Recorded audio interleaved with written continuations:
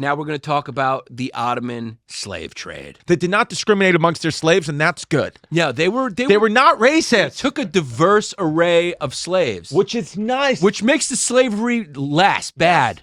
As long as it's not racist, slavery's okay. That's what it is. Yeah. So what they did is a lot of these European ships that they took, they enslaved the sailors. So you had hundreds to maybe thousands of white Christians over the 200, 300 years of slavery that were full slaves. Some of these guys got taken into slavery as little as 10 years old and were slaves till they died at 80. Yeah, most of them. That's crazy. Yeah, most of them were.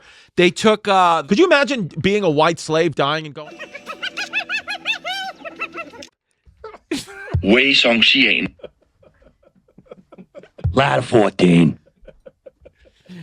Something got wrong in the Matrix. Yeah, you're like, wait, this isn't... Something got wrong in the creators of the Matrix, too. Did you see them? Those guys are girls now. Yeah.